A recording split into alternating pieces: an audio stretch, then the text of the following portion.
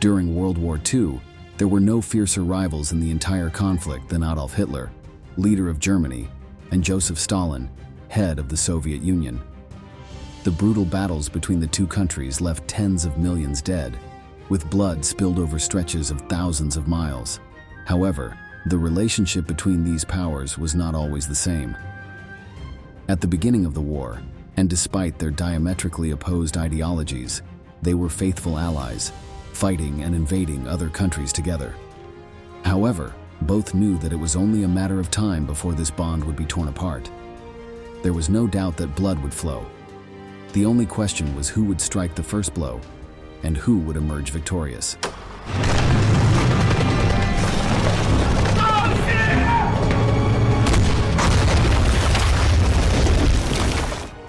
Today, in this new episode of Military History, we will tell you all about the intriguing pact between two of the most sinister figures in history, Stalin and Hitler, from the creation of this alliance to its explosive destruction.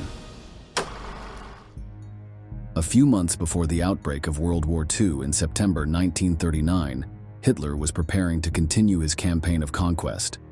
Austria and the Sudetenland region of Czechoslovakia were already in his hands, invaded and annexed without any resistance. The other powers in Europe, mainly the United Kingdom and France, had weakly protested against these operations, but their complaints were ignored by the Führer. The next target of the Third Reich was in the east. It was Poland, a prize much coveted by the Nazi leader, who sought to expand his empire into this territory. But unlike his previous victims, the Poles made it clear that if they dared to cross the border, they would be greeted with a storm of bullets. On this occasion, the British and French also threatened that if the country's sovereignty was endangered, war would be declared. Hitler was not very worried about this scenario, however. He did not believe in the threats from the Allies and thought that even if they were true, his armies would not be able to resist the modern German forces. But there was one aspect of the situation that kept him awake at night. If war began, what would his main enemy, the Soviet Union, do? Joseph Stalin, the dictator of the Eurasian giant, asked himself the same question about his rival. He had no doubt about what Nazism thought of him and his people, made up largely of Slavs and Jews. The party's ideology considered them inferior and subhuman, unworthy of sharing the planet with the superior Aryan race. In turn, communism threatened traditional Western values and was a direct path to barbarism. The survival of the German man would only be guaranteed when they were destroyed. War between the two nations was inevitable. Here we have a popular illustrated history of so-called racial science that was published in Germany in the 1930s. So we have the pure Germanic youth as opposed to the degenerate Jewish youth. On the right-hand side here is a rather crude world map purporting to show revolutions that were instigated by Jews and their associated Freemasons. So we have here, in fact, a perfect illustration of Hitler's view of the Untermensch, the subhuman, conflation of the Jew, the Slav, and the communist. These were the very peoples that were now ripe for subjugation and indeed for extermination in Germany's eastward cultural mission. The territory Hitler wanted could only be obtained through war. Knowing this, Stalin tried to negotiate treaties with the United Kingdom and France to achieve a defensive alliance, guaranteeing that if one was invaded, the others would come to its aid. But these agreements never came about. The Soviets suspected that the Allies wanted the Russians and Germans to engage in a long and costly war, leaving the rest of Europe free of hostilities. For his part, Hitler did not want such an alliance to be cemented, as he feared facing a two-front war. That is why he resorted to a plan as desperate as it was surprising. He would establish a pact with his greatest enemy before any other treaty could be made. Thus began the rapprochement between the foreign ministers of Germany, Joachim von Ribbentrop, and of the Soviet Union, Vyacheslav Molotov. To the surprise of many, who perhaps expected that the negotiations between these rivals would not prosper, they were carried out very quickly. On August 23, 1939, with the approval of their respective heads of state, the Molotov-Ribbentrop Pact was signed. It guaranteed 10 years of peace between the two countries. In this way, Hitler could invade Poland and even engage in a war with the Allies without risk of Soviet intervention.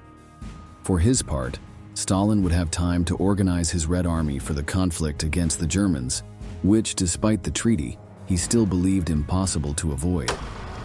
In the Kremlin, Stalin proposed a toast. I know how much the German nation loves its Führer. I should therefore like to drink his health.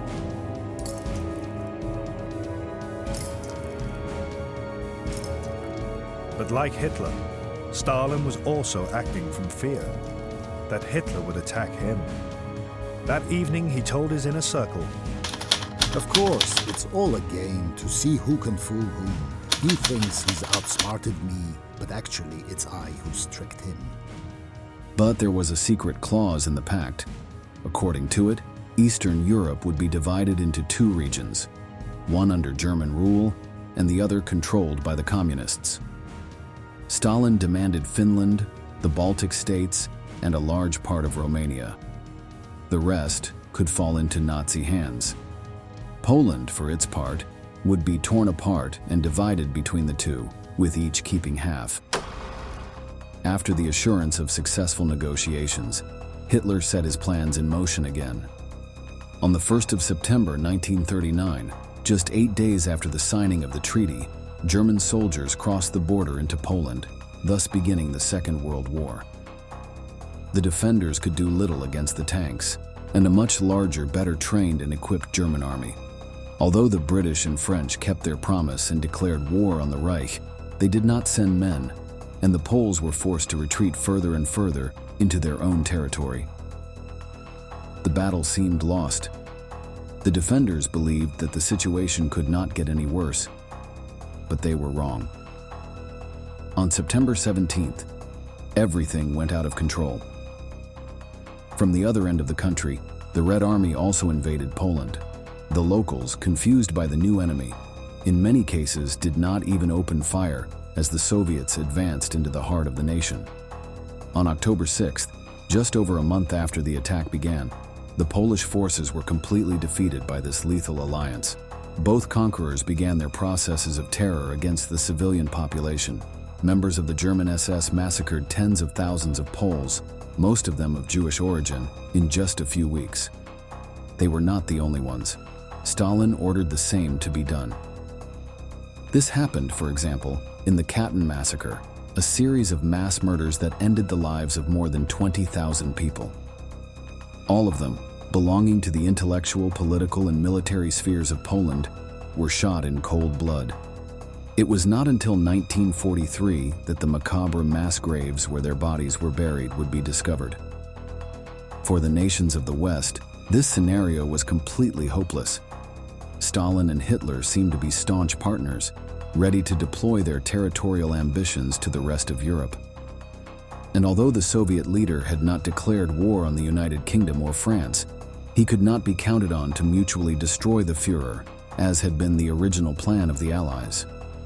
According to some members of the German leadership, the Nazi leader was confident of Soviet loyalty. But the truth is that Stalin wasted no time in fortifying his positions, preparing for a German invasion that he still considered inevitable. He began to mobilize his forces towards the countries that had been under his sphere of influence, according to the Molotov-Ribbentrop pact, with the aim of creating zones that would act as a barrier against Germany. The Baltic nations, Estonia, Latvia, and Lithuania, were forced to choose between peaceful or violent annexation. All three decided not to take up arms. Finland, on the other hand, offered fierce resistance, and on November 30th, 1939, the Winter War began. After 3 months, the Finns had to surrender, and although they ceded territory to the Soviet Union, the country was not conquered in its entirety. Stalin had not achieved his objective, and during the brutal conflict, the Red Army lost around 125,000 soldiers. This was not the first time that the world had witnessed the incompetence of the communist forces, whose most experienced generals had been shot under Stalin's orders in the previous years, during the Great Purge that began in 1936. Although in theory they were his allies, Hitler was glad for the blood shed by the Russians. The Führer ended up convincing himself that, when the time came for their elimination, they would not pose a real danger to the Third Reich. But for the moment, his objectives were different. On May 10, 1940, the German army launched a massive invasion of its western neighbors. France, Belgium, Holland, and Luxembourg were attacked simultaneously. Despite all the defensive preparations they had made, within just 6 weeks, they were defeated and their countries conquered. British forces, which had been sent to assist their allies, were eventually driven off the continent, but not before suffering terrible casualties. With the French surrender, the United Kingdom became the only force still standing, opposing the rule of the Third Reich. For the Nazis, this was a huge triumph. For Stalin, it was terrible news. Nikita Khrushchev, later Russia's prime minister, recalled Stalin's reaction to Hitler's lightning victories. I remember being with Stalin. He was extremely nervous. He was racing around, cursing like a cab driver. He cursed the French. He cursed the English. How could they allow Hitler to defeat them, to crush them? Stalin not only saw the superiority of the German army, he knew that the Germans sensed our weakness because of the war we had fought with Finland. Stalin wanted the Western nations to destroy each other in a devastating war, but the swift German victory shattered his hopes. With no strong enemy in the West, he knew it was only a matter of time before Hitler's ambitious eyes would turn to the East. But his armies were not ready to deal with the powerful Nazi war machine. They needed more time. In those moments of doubt, he received a letter from the then British Prime Minister Winston Churchill. In the message, he urged an alliance between their countries, appealing to what they both knew. The Soviet Union would be the new target of Nazism. Stalin, however, decided to demonstrate his loyalty to the Führer and informed him of the Englishman's intentions. But this turned out to be a huge mistake. After France's crushing defeat, Hitler was surprised that the United Kingdom had not tried to negotiate peace with Germany. Added to this was the fact that Franklin Roosevelt, upon being re-elected President of the United States, denounced German ideology in his acceptance speech. The Nazi leader felt that these two countries would be the core of a new alliance, created in order to defeat his forces. The revelation that the Soviet Union had been invited to join only cemented his suspicions. If Stalin accepted, his position would no longer be so weak, and he would be able to stand up to the powerful German army. Thus, Hitler came to a brutal conclusion. The communists had to be crushed immediately. However, other campaigns in the Western theater of operations, such as the Air Battle of England, kept him busier than he would have liked.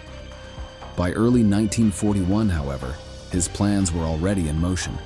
Although the United Kingdom was still in the war, the Führer thought it was no risk, and despite Roosevelt's fiery speeches, the United States still remained neutral. It was time for Nazi Germany's most ambitious operation, the massive invasion of the Soviet Union. Stalin received numerous reports from his spies, warning him of troop movements on the German border.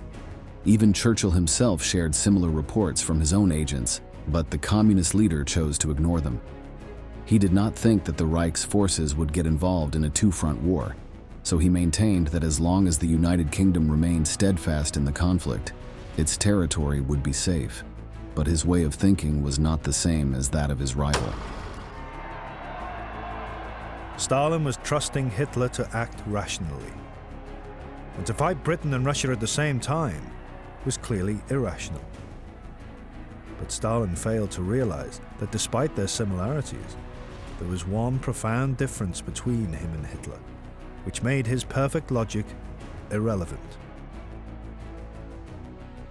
He himself was a methodical, calculating, hard-working man, a master of detail, personally signing death lists at one extreme, and at the other, keeping the tiniest details of gold production in his notebook. Hitler, by contrast, was at heart an idle dreamer. On June 22, 1941, Hitler ordered the start of Operation Barbarossa. From the Finnish border in the north to the Romanian border in the south, Axis forces invaded the Soviet Union on a scale never before seen. Stalin, who thought he had more time to prepare his men, was surprised by the brutality of his former ally. Within days, tanks advanced hundreds of miles inland, destroying everything in their path. Entire villages were burned, along with all their inhabitants, while German planes dropped tons of explosives on the cities. Within weeks, Soviet deaths reached terrifying numbers. Stalin, a victim of fear and fury, ordered the execution of some of the generals in charge of the initial defense. Clearly, this did not improve his dire situation. The German officers, witnessing the disorganization and chaos that reigned in the Russian ranks, considered the campaign to be short-lived. Some informed Hitler that they would be at the gates of Moscow in 4 months at the most. Others spoke of only 2 weeks. The Führer was happy with the way events were unfolding. He no longer had to pretend to be an ally of a people and an ideology that he saw as inferior. He also believed that, once the Soviet Union was crushed, the United Kingdom would be quick to sign a peace treaty, since German supremacy would be demonstrated, and if they did not do so, the resources that would be taken from the communists, such as steel and oil sources, would allow Churchill to be defeated as well. But there was an unforeseen event in the German plans. With their armies engaged in a war against the Soviets, the British could go on the offensive, and so they did in North Africa, where fighting between the Allies and their enemies was still ongoing. The German situation worsened even more when, on December 7, 1941, Japan attacked the American naval base at Pearl Harbor. This was the spark the Americans needed to ignite their fighting spirit, and they finally joined the war against the Axis forces. Meanwhile, the Red Army, despite its initial disasters, was proving to be a more feared enemy than expected. Stalin and his generals managed to quickly mobilize reserves of men, and despite the terrible casualties suffered, there were still fighters ready to face the invaders. They also managed to move their heavy industries from the western cities beyond the Ural Mountains. In this way, the resources the Germans so craved were kept out of their reach, and the locals were able to continue building the war material necessary to fight. After 4 months, the deadline that several German officers had set as the maximum point of Russian resistance, they had not been able to meet almost any of their objectives. Moscow remained firmly in Soviet hands, and now a patriotic fervor circulated in the men and women of the Union. Everyone would do their part to eliminate the Nazi aggressors. Некоторые перепуганы интеллигентики. Не так страшен черт, как его малюет. Кто может отрицать, то наша Красная Армия не раз обращал панические бегства в слоеные немецкие войска. Если судить не по фастинг за армином немецких пропагандистов, а по действительному доложению, Германии нетрудно будет понять, что немецко-фашистские захватчики стоят перед катастрофой. With the entry of the United States into the conflict, the main axis of the anti-Nazi resistance was formed, made up of Americans, British, and Soviets. In this way, Hitler ended up being the cause of creating the alliance that he so feared, and which led him to betray his former partner. Beginning in 1942, with the joint operations of the Western powers and the Communists, the German situation only worsened. While German morale and resources rapidly diminished, Soviet fighting spirit continued to increase. When the invaders tried to conquer Stalingrad in the middle of that year, their forces were devastated by the resistance of the defenders. Hitler, suffering from a shortage of soldiers and equipment, was forced to order a retreat. In the following years, all the territory they had conquered was liberated until the fighting reached German soil itself. The Führer, cornered and desperate, succumbed to his paranoia, which ended up taking him to the grave in April 1945. We have reached the end of this video, and we want to ask you, do you think the war could have ended differently if Hitler had not betrayed Stalin?